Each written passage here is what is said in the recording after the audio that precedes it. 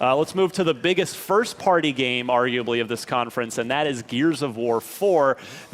We got the campaign demo that we were looking for in the pre-show. What did we think of it? Destin, I'm going to go to you first. It looked absolutely fantastic. After last year's reveal, where we weren't really sure what we were mixed, seeing. Right? Yeah. Yeah, they went all out. They showed us everything we wanted to see. Those really big set-piece moments with things crashing into the world and then changing the path that you can take. That lighting was unbelievable. That was probably what jumped out most for me technologically. Just the lighting was just gorgeous. The lighting, the weather effects, the particle effects, the debris. I love the idea of this like windstorm coming through, and it's sweeping up enemies, it's sweeping up debris, and it's just causing this really like crazy chaotic firefight. And this is sort of what I wanted to see from Gears 4. We were talking on the pre-show about the demo last year that felt sort of slow and subdued and dark, whereas this was, Gears is always going to be dark. Do you think this game's going to have a daytime level?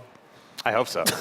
just like it would be nice to be able to see everything. Mix it up from time to time, right? I like daytime. And then we got the cool reveal at the end with old man Phoenix. Yeah, come on. Cool. Yeah. Hey, you were asking for that relationship between JD and his dad. Yeah, exactly. Yeah. Definitely. So that was cool. That's all he does. He sits in that chair, and every once in a while he's like, good job. Yeah, he's like Cranky Kong at the beginning of Donkey Kong Country. It's wonderful.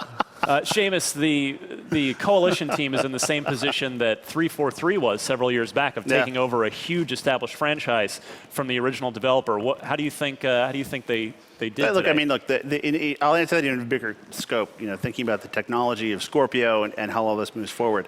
One of the original concepts of Xbox that was a pretty strange thing to get up and say at the time that's now become ubiquitous is this message of empowering developers and giving developers technology.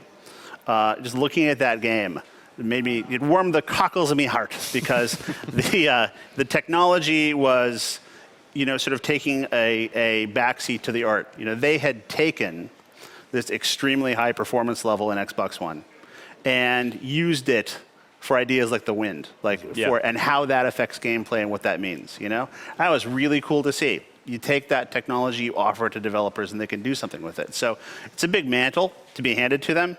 And by everything that I saw today, God, I really want to play that game. It's really cool. And the innovative quality of what Gears of War meant when it was released, really, it felt like it came back through there. We saw all sorts of situations in which there were things done in co-op that weren't like hackneyed co-op things. There were effects in the world that affected gameplay. There were story elements that had gameplay meaning. Everything that I love. I was really impressed. It was really cool. And the co-op in particular, it's a staple of Gears.